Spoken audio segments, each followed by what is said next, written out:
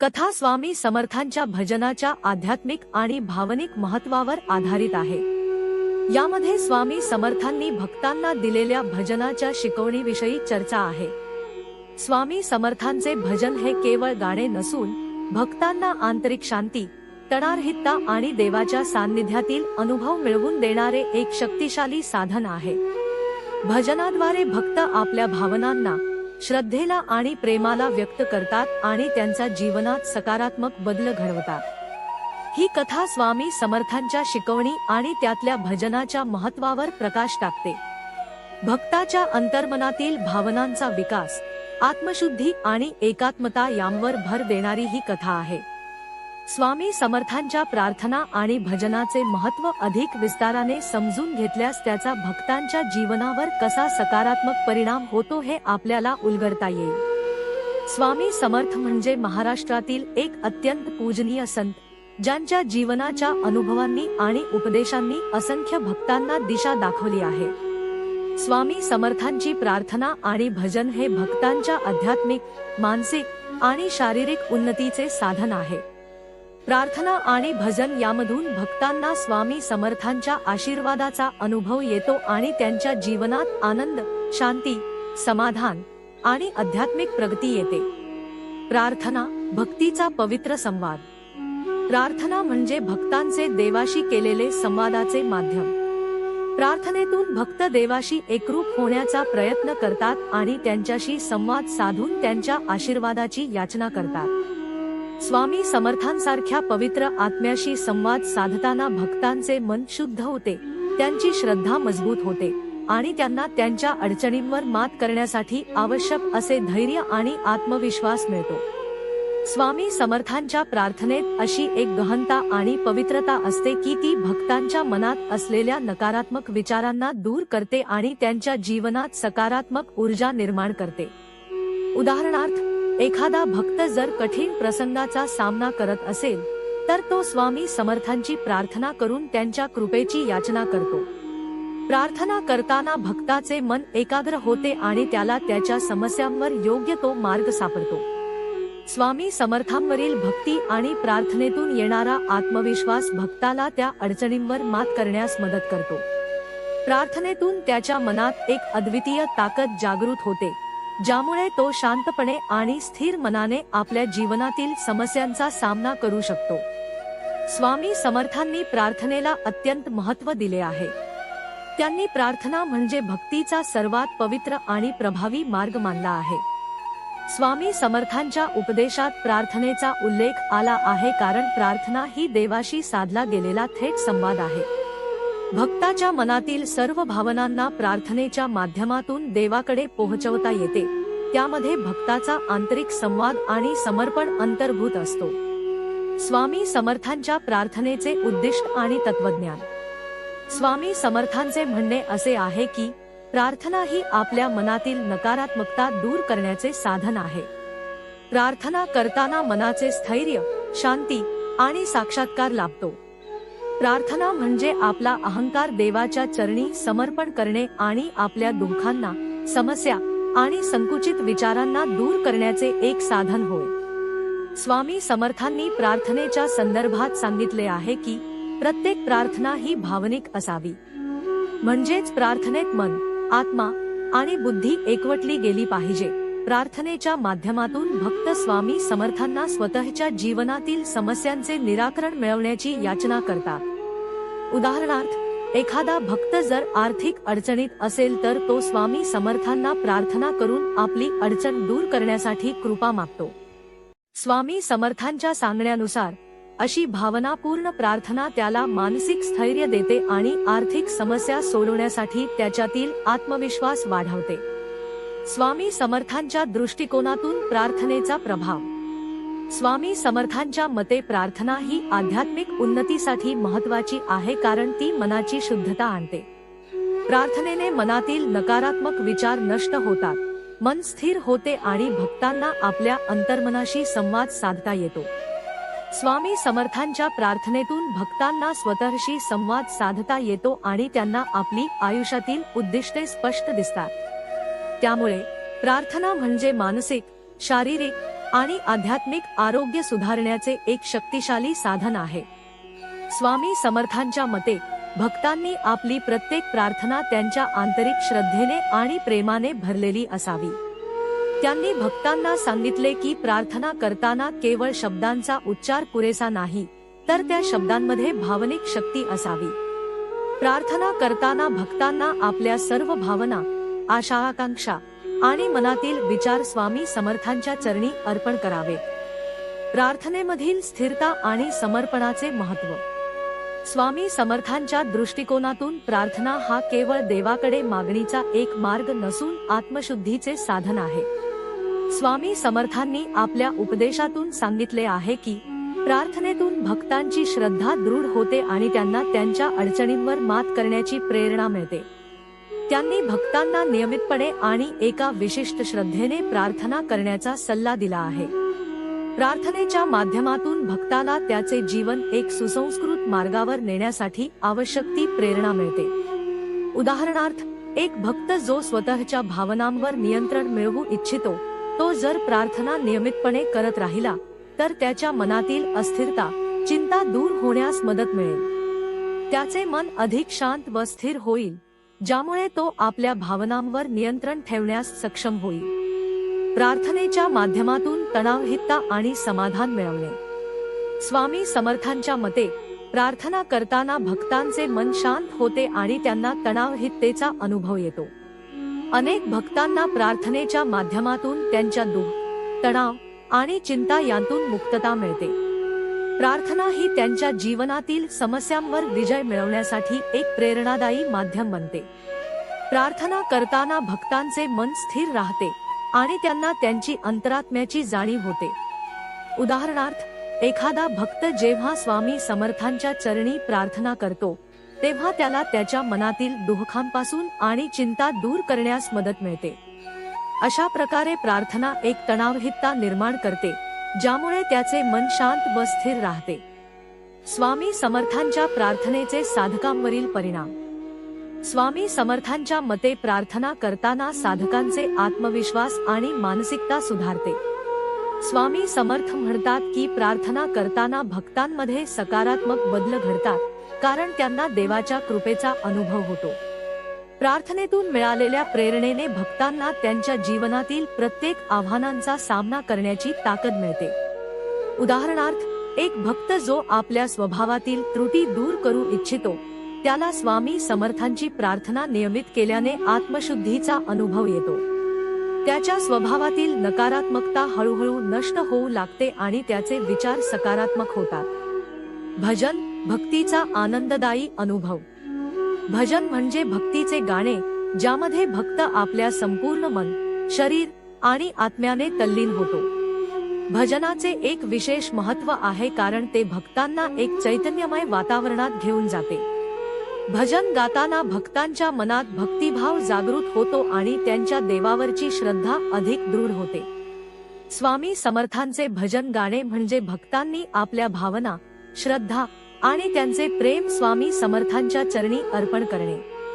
भजन गाताना भक्तांना एक प्रकारची मानसिक शांती मिळते आणि त्यांना त्यांचे अस्तित्व स्वामी समर्थांच्या सान्निध्यात जाणवते। उदाहरणार्थ, स्वामी समर्थ माऊली समर्थ हे भजन भक्तांच्या मनात विशेष आदर आणि प्रेम निर्माण करते। हे भजन गाताना भक्तांना असे वाटते की स्वामी समर्थांचे अस्तित्व त्यांच्या जवळच आहे। भजनाच्या शब्दांमधून भक्तांच्या हृदयात भक्तिभाव अधिकाधिक वाढतो आणि त्यांच्या जीवनात स्वामी समर्थांची कृपा अनुभूती बनते। सामूहिक भजनाच्या अनुभवातून भक्तांना एकात्मतेचा, शांततेचा आणि आनंदाचा अनुभव मिळतो। स्वामी समर्थांनी भजनाचे विशेष महत्त्व मानले आहे, कारण भजन हे भक्तांना देवाशी एकरूप होण्याचे एक प्रभावी माध्यम आहे। भक्तांच्या मनात भक्तिभाव जागवण्यासाठी आणि शुद्धीकरणासाठी भजन हे अत्यंत प्रभावी साधन आहे। स्वामी समर्थांच्या शिकवणीनुसार भजन हे केवळ गाणे नसून ते एक प्रकारची साधना आहे, ज्याद्वारे भक्त देवाच्या चरणी आपली श्रद्धा, प्रेम आणि समर्पण अर्पण करतो।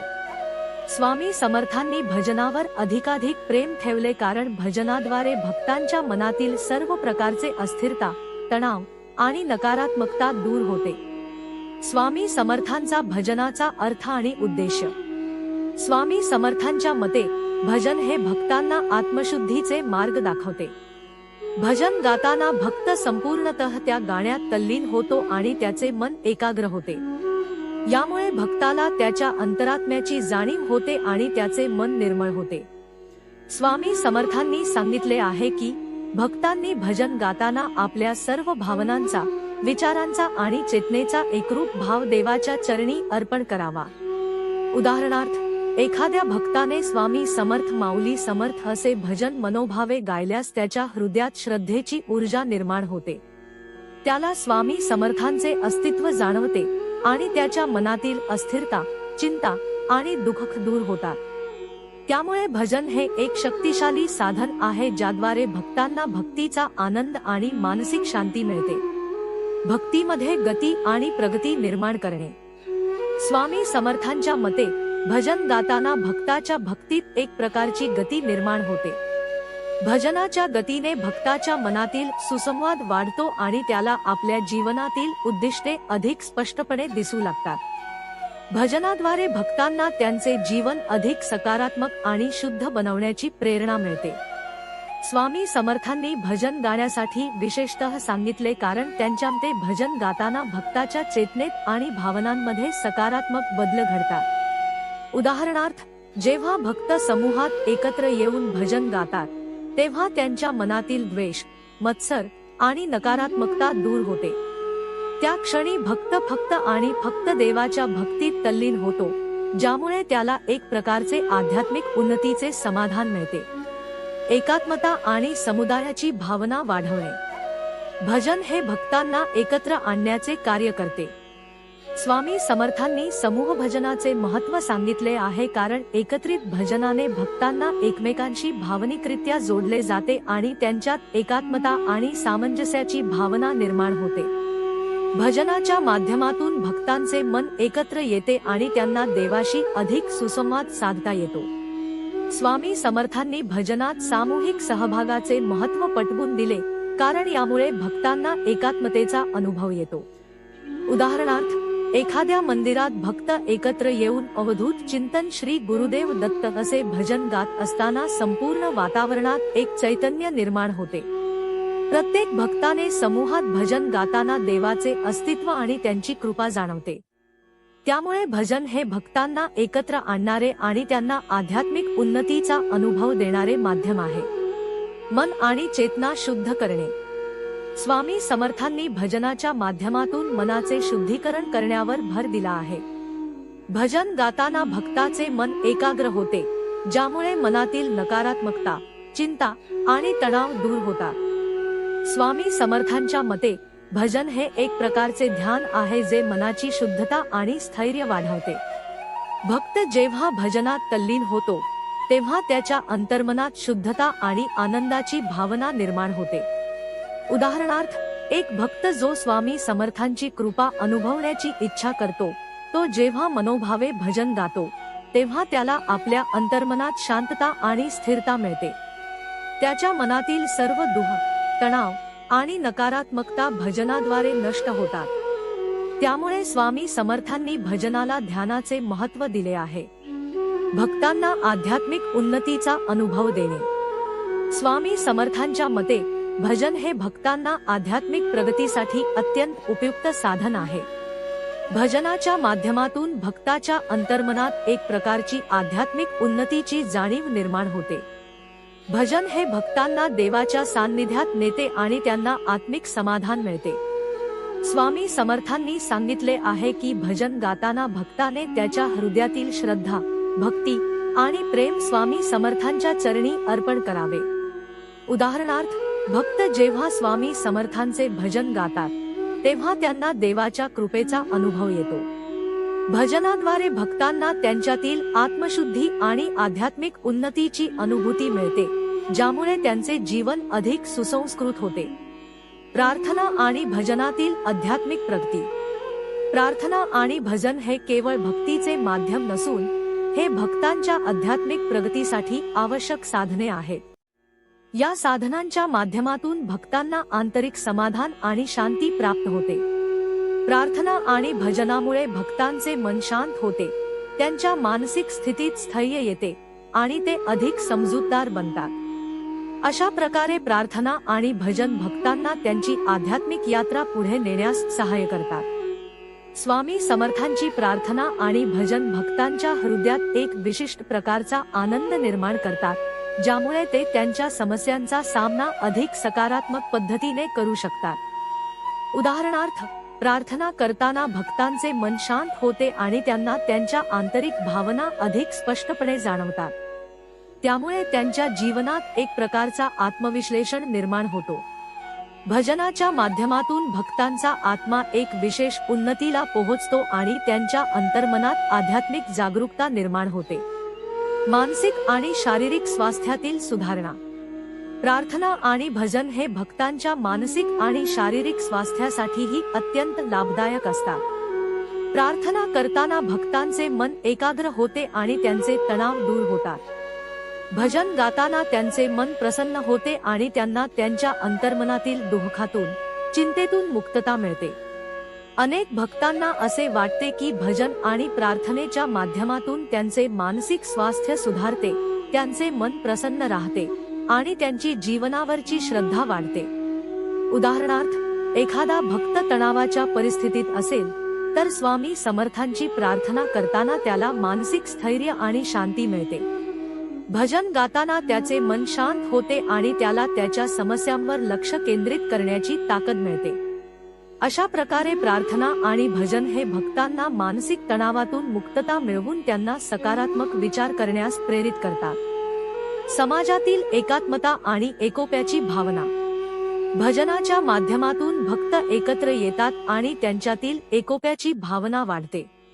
सामूहिक भजन गाताना त्यांना एकात्मतेचा अनुभव येतो, ज्यामुळे समाजात एकोप्याची भावना वाढते. स्वामी समर्थांच्या भजनातून भक्तांना त्यांची सामूहिक शक्ती आणि एकता जाणवते. भजनाच्या माध्यमातून भक्तांना एकमेकांशी संवाद साधता येतो आणि त्यांच्यातील मतभेद विसरता येतात.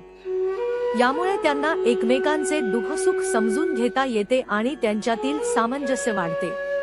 उदाहरणार्थ, एका गावात जेव्हा सामूहिकरित्या स्वामी समर्थांचे भजन गायले जाते, तेव्हा संपूर्ण गाव एकत्र येतो आणि त्यांच्या मनात एकात्मता निर्माण होते.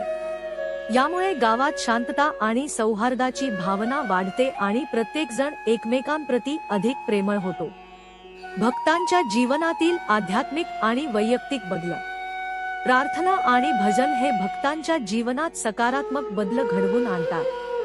अनेक भक्तांना असे वाटते की स्वामी समर्थांच्या प्रार्थना आणि भजनाने त्यांच्या जीवनातील अडचणींवर मात करण्याची ताकद मिळते. त्यांना त्यांच्या जीवनात अधिक सकारात्मक विचार करण्याची प्रेरणा मिळते आणि त्यांना एक नवीन दिशा मिळते. स्वामी समर्थांच्या प्रार्थना आणि भजनाच्या माध्यमातून भक्त त्यांच्या वैयक्तिक आयुष्यात अधिक समर्पित आणि जबाबदार बनतात. उदाहरणार्थ, एखादा भक्त जर स्वतःच्या जीवनात सकारात्मक बदल घडवून आणू इच्छित असेल तर स्वामी समर्थांची प्रार्थना आणि भजनाच्या माध्यमातून त्याला आवश्यक ते धैर्य, विश्वास आणि मार्गदर्शन मिळू शकते. त्यामुळे भक्ताच्या जीवनात एक प्रकारचे आत्मसाक्षात्कार होते आणि त्याला त्याच्या जीवनातील उद्देश स्पष्ट होतो. या कथेचा शेवट भक्तांच्या अंतर्मनात आध्यात्मिक शांती आणि समाधानी भावनेत होतो. स्वामी समर्थांच्या भजनाचे महत्त्व जाणून घेतल्यानंतर भक्ताला मनःशांती, स्थिरता आणि आत्मिक समाधानाचा अनुभव येतो. त्याला आता भजन हे केवळ गाणे नसून त्याच्या जीवनाचा अविभाज्य भाग आहे हे जाणवते. भक्तांच्या मनातील अस्थिरता, तणाव आणि नकारात्मकता भजनामुळे दूर होतात आणि त्यांना स्वामी समर्थांची कृपा सत्य लाभते हे त्यांना कळते. कथा अशा सकारात्मक टप्प्यावर संपते की जिथे भक्ताला आपल्या जीवनात स्वामी समर्थांच्या शिकवणीचे अनमोल स्थान आणि महत्त्वाची भूमिका उमजते.